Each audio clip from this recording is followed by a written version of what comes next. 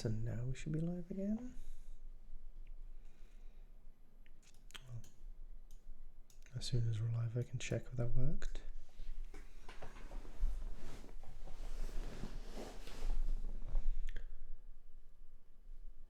I was hoping it would automatically pick up again.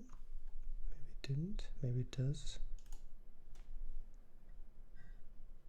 All right, now the sound is no longer just on one ear, I believe. All right, that's good then.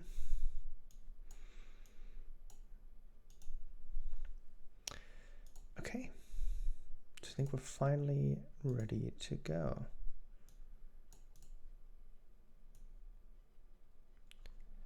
All right. Hello and welcome to the stream. I'm not sure if I can put the chat somewhere, but I'll try to keep it around somehow. Would I do that? No, I just want the chat. Can I pop out the chat or something?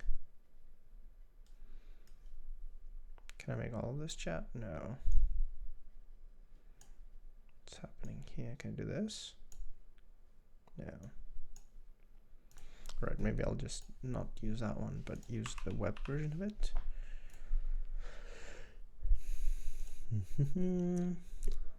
Oh God, sorry for this being a bit busted right now, but I'm just figuring these things out essentially.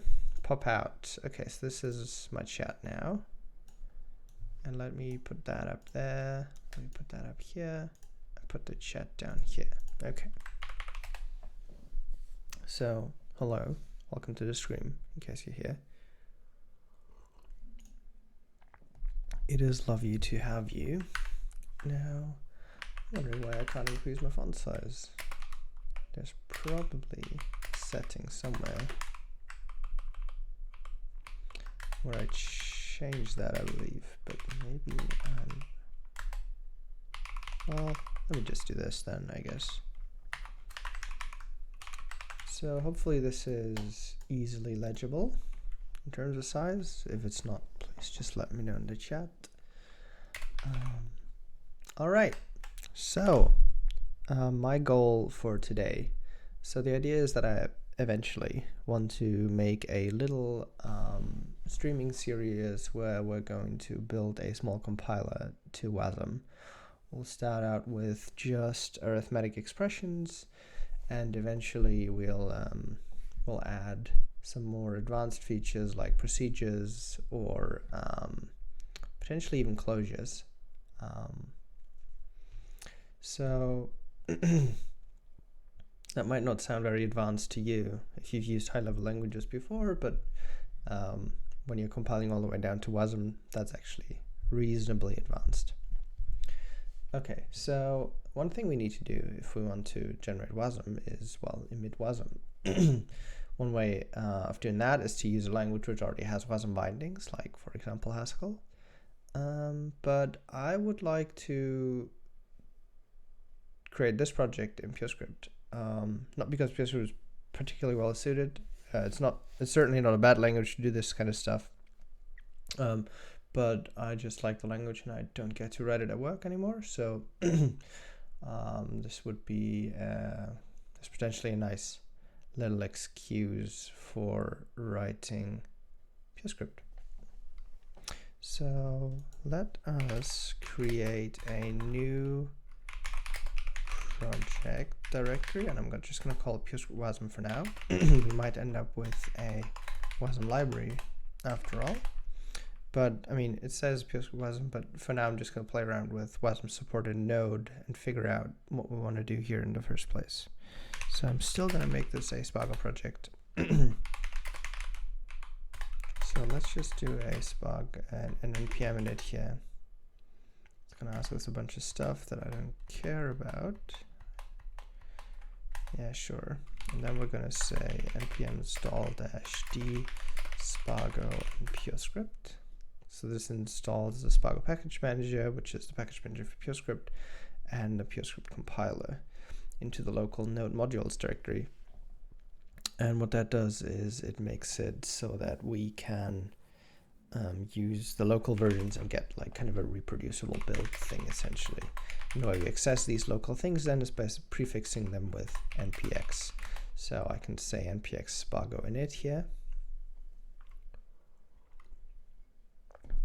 which should have created a PureScript project. So now I should be able to say spargo run and have this greet me with a spaghetti emoji. So that's good. Okay, so now we have a PureScript project set up here. What I actually want to do is, well, I mean, we might as well do it in the PureScript. So I'm going to go into that directory. So that's Wasm, so PureScript Wasm. And in here, I'm going to go into the main file. Oh, this is not a Git repository yet. That is actually true. So let's make it one. And let's commit just about anything. Just so we have, so package log.json, I probably want to ignore that one. I'm also just going to delete the tests in here because, well, I won't be writing any tests for now. I'm going to stage all of this and say that's the initial commit.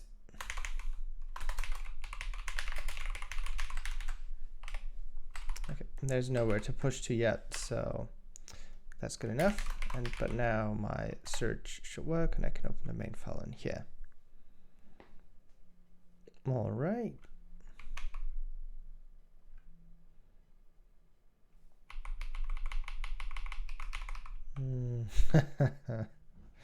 Oh God. Windows, Windows, Windows. Hello. Okay. Things are kind of slow here. Well, I need to start the server, but why is it taking so long? No, there we go. Maybe I just typed wrong. I might be sitting weird. Okay.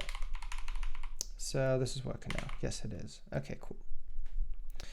So again, as I said, I actually want to mess around with this in Node mostly. So what I'm going to do is I'm going to say I'm going to foreign import the function run wasm or something, just going to accept a file path, which might as well be a string for now, and then that's just going to be an effect unit, and we're going to just mess around with it in Node first, and then eventually we'll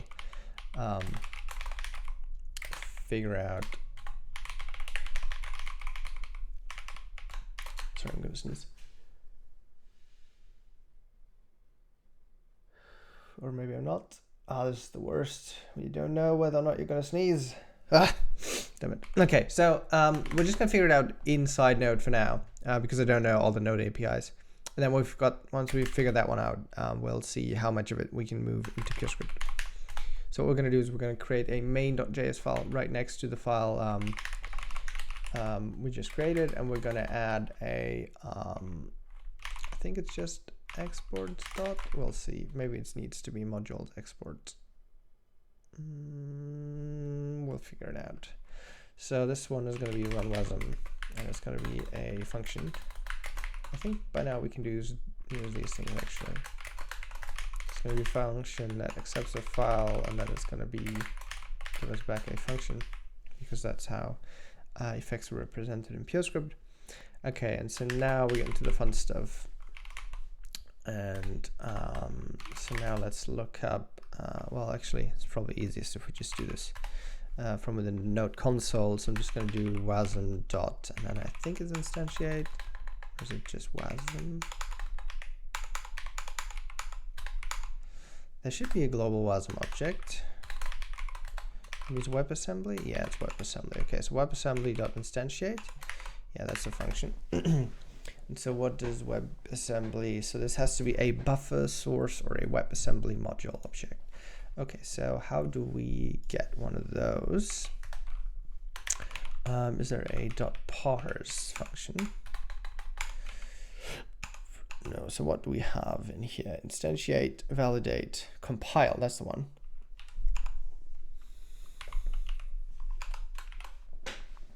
So WebAssembly.compile. And WebAssembly.compile must be a buffer source. Okay, so I'm hoping we can just call this on fs.read file probably. We'll see about that. So that's going to be let fs.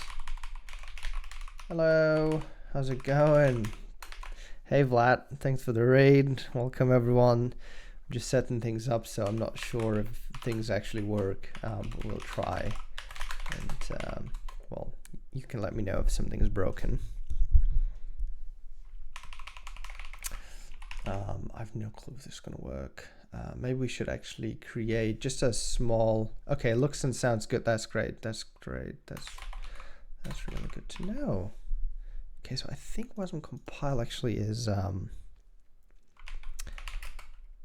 I think that's actually asynchronous, so it's very possible that all of this stuff is promisey stuff. So we'll see if that's true.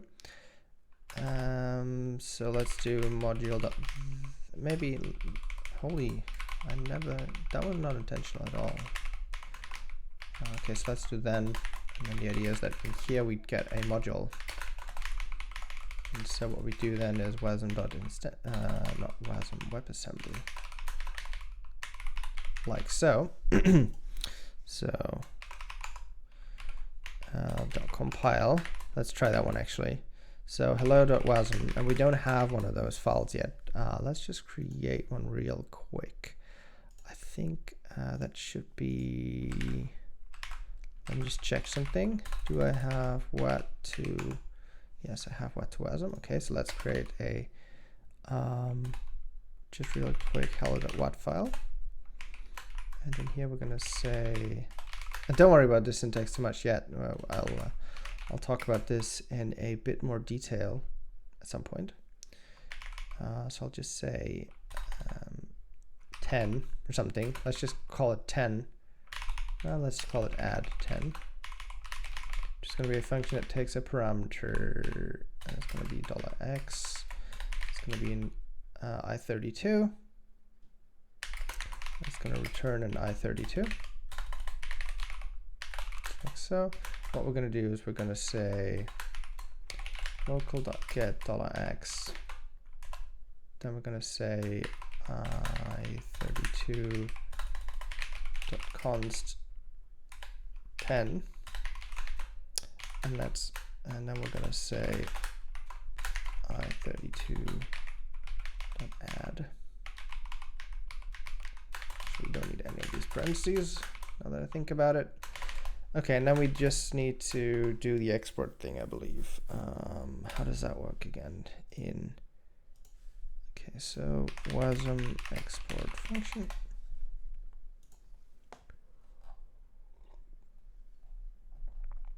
Yeah, I don't want to see it from how the JavaScript side works. I'd like to see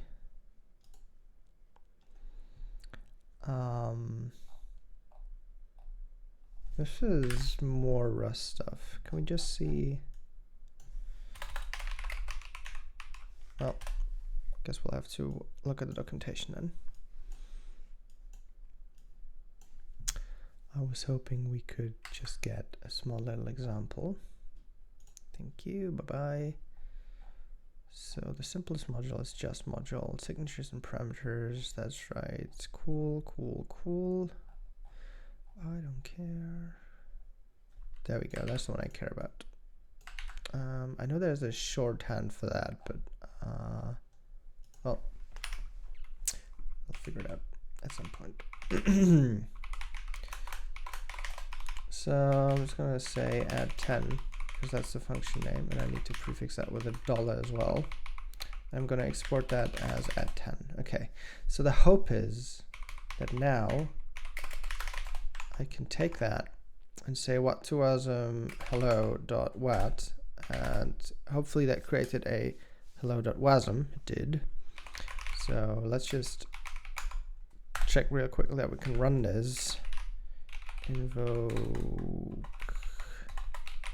-fn add 10, I believe.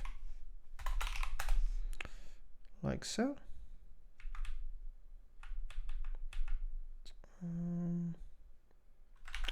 Okay, what's Wasm time doing again? Okay, so Wasm time run, like so. Did you mean invoke? Okay, so we'll just invoke, add 10, and hopefully this is okay. So now if we add 10 to 32, we should get back 42. There we go. Cool. So this is the Wasm we expect. That's good to know. So now we should be able to go back into Node and say, well, WebAssembly.compile. And here, oh yeah, we're gonna need to say const fs equals require fs, right? Because we need the node stuff, and fs.read file, I believe. Hello.wasm.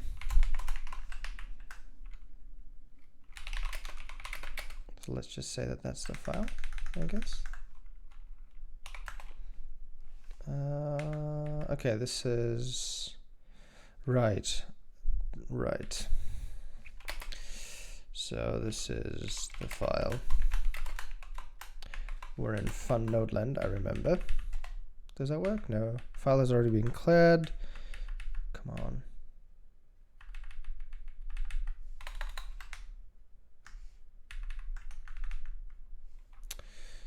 So now we have the file.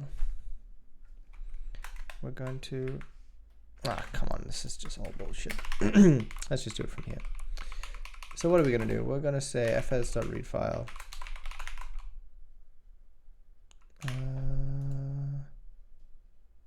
But this is not, oh, we should be able to stream this, right? So is there anything on fs that,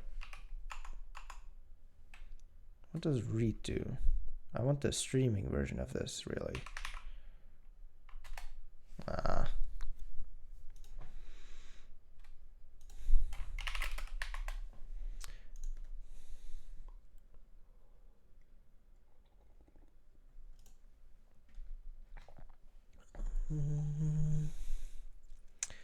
Callback, promise. I want the promise. Can I get the stream of it? Maybe stream. Do I need to do this? Readable streams. Yeah.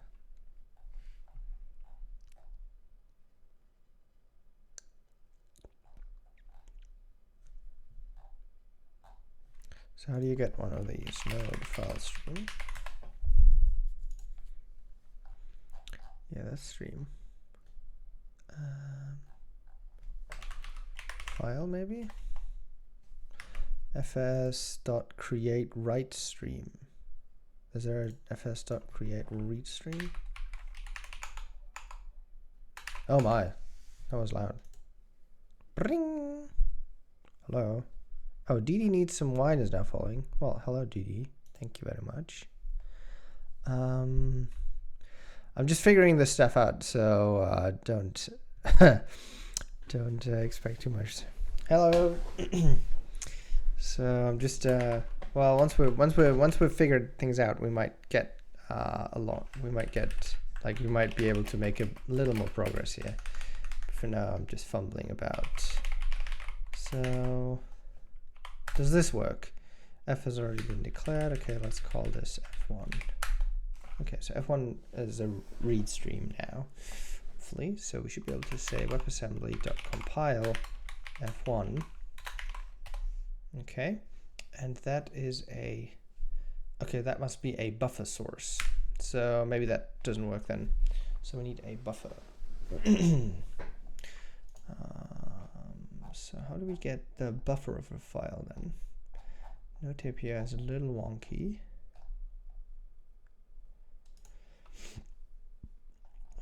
Buffer. Is there a way to get a buffer from a file? Okay, I have a feeling we do need to read the FS module one more time.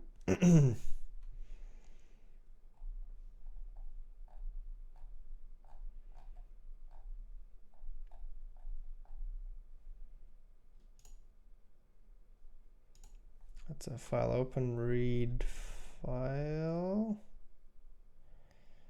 Okay, so what does this give us? This takes a path and it gets a buffer encoding. Okay.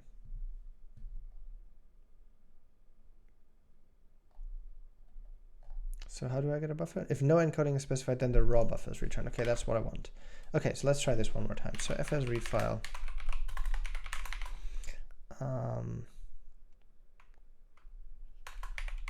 Hello.wasm. That's the file name. Okay, so and the second argument is gets the buffer. Like so. Okay, and then we do WebAssembly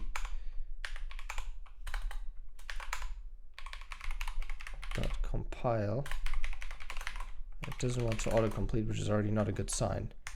So let's see what that does. Unhandled promise rejection warning. WebAssembly compile argument 0 must be a buffer source. I was hoping that that would be the case because I told it to read a file. Oh, the second argument is the thing. So if I do null here, is that what I should do? Oh, and then the callback gets 2 arguments. Okay, so it gets 2 arguments, I see. So the error, which I mean, I'm just going to assume there's no error, and the buffer. Okay, so that seems to have worked. So then we should have a module in our hands, because I think now we're in promised land. And so now we should be able to say, well, let's just log the module and see what we get here, I guess. So this is a WebAssembly module. Okay, that's cool. So that worked. So I have no idea if this is enough parentheses anymore. Maybe we should move this into here now that we kind of figured out what we wanted to do. And we can just run this over and over now. Hi, Optical, how's it going? Nice that you're around as well. Well, yeah, we're just figuring things out, just messing around right now, really, with the Node API for running Wasm, so that we can eventually get a bit of a fast feedback cycle, because I think that's quite important. Right, so let's see. So once we get here, we should be able to say instantiate. And then when we instantiate the module, and I think the second argument to instantiate, and let me check that real quick so that I don't say nonsense. So JavaScript WebAssembly API. Sorry, should I? Do you want? I used this when I was for my lecture, so that my students would have like that would be easy to see on the recording, but totally happy to disable this one, and I hope I have this one installed. How about that? Do you like this one better? Well, really, it's getting a little late here, so the high contrast is actually kind of stressing on the eye, so that was probably not a bad idea to tone it down a little. So where does read file close? Close there.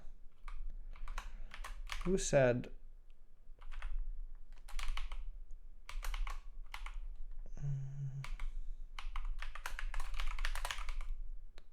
I said JavaScript was not a Lisp. Totally is. Okay, so let's just close them in order. We're closing that one, and then we're closing that one. That's the return type of WebAssembly compile. And then we just need to close this one. And then this one is, oh, that's for all the way up here. Okay, so now we should be good with the Lisp. So I'm hoping that's the right JavaScript API, but let's just make sure we got it right. So instantiate streaming, no, we just do instantiate. Bytes import object. Okay, so wait. we can instantiate bytes. I was thinking, well, I was hoping that we could instantiate a compiled module instead. I'm just going to hope that that works. And does instantiate return synchronously, or does it? No, it does not. Okay. And so then we do then, and this should be the actual module. So this should be the instance. And I have a feeling that's a keyword, but maybe it's not. Let's just call it inst, because that's certainly not a keyword. And then we're just going to log that one out and see if that works. And so my hope with this was that we should be able to say npx spargo run and have this happen. And this returns a WebAssembly instance. Now that's pretty good. I don't want to see the warning every time, so we're just going to delete the unneeded import. Okay, so this is an instance of a module, and I was hoping that there would be an add10 function on this thing, but it doesn't tell me. So what if I just do add10? Is that a property on this module? And it's saying undefined, so probably not. How do we access the exports? Oh, it's just .exports, I see. So exports, okay. And that's an object with one function, which is add10. And hopefully I can pass that 32, and it's going to give me back 42. Here we go. Okay, so we're instantiating a Wasm module. We're accessing, we're compiling it, we're instantiating it, we're accessing its exports, and there's an add10 function on there, and then we're calling that function from within JavaScript. Okay, so that's good. So now we should be able to maybe I'm just gonna leave it at that for now. But I'm already taking a file argument here, so I might as well pass it in. And then inside main.pers, we can say that that's the command we want to run, and this should still work. Okay, so this still gives us 42.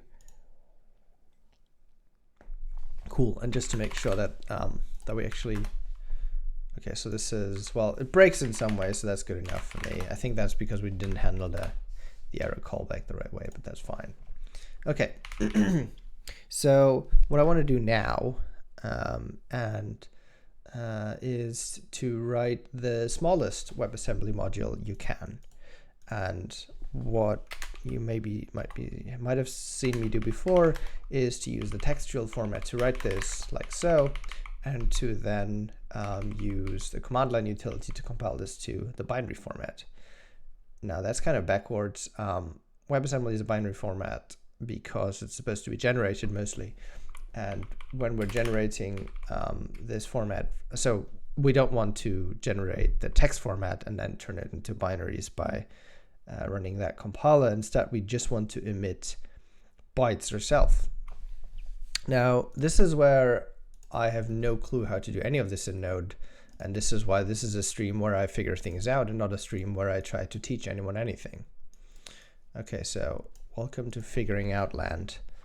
How do we write just arbitrary bytes into a file in Node?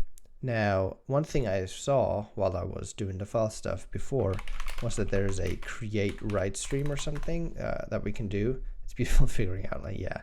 Well, it's a bit back and forth, but that's just what it is, I guess. So there was a create write stream, I think. Here we go. Create write stream takes a path and it returns a write stream, which is a writable stream. And so now, what can I write to a writable thing? Can I do writable? Can I just put buffers in there somehow?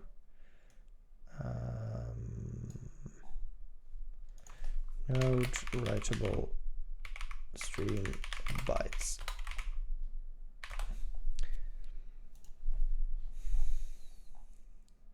Okay, so I can write text. I don't want to set any encoding really.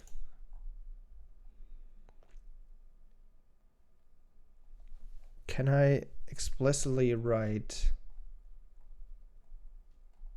do I just put numbers in there? Does that work?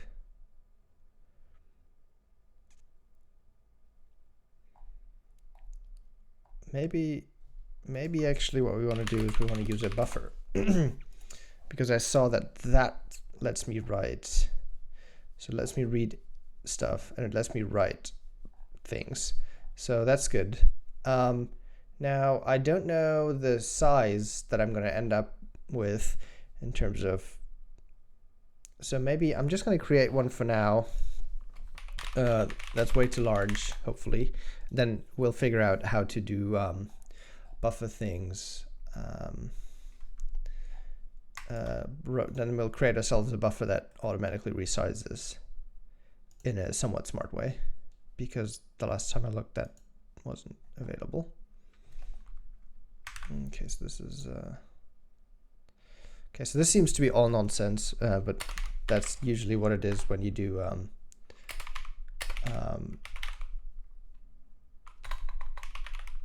node stuff. So let's just try. So we're going to go with node buffer, and we're going to say npx spargo build, which should install and download all the buffer stuff. And so now we should have the buffer API around.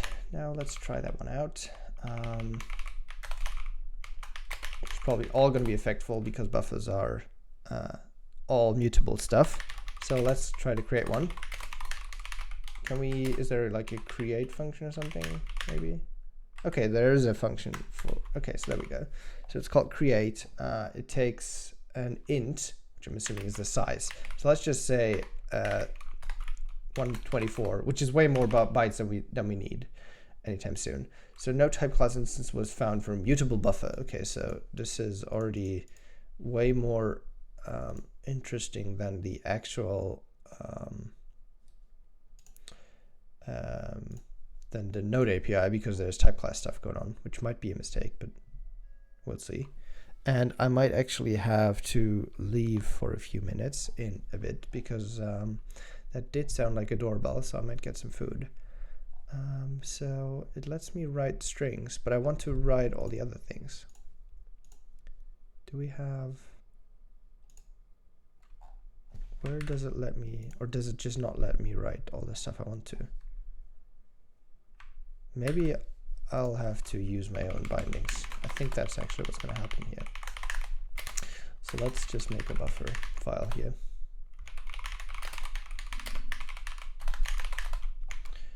And yeah, we'll figure out what to do from here. But I think I might actually be pausing the stream for, I don't know, half an hour or something. I'm just going to eat something. And when I come back, we're going to mess around with bytes and low-level stuff in Node or PureScript, I guess. So thanks for hanging out. See you in a bit. If you're still around by then, cheers.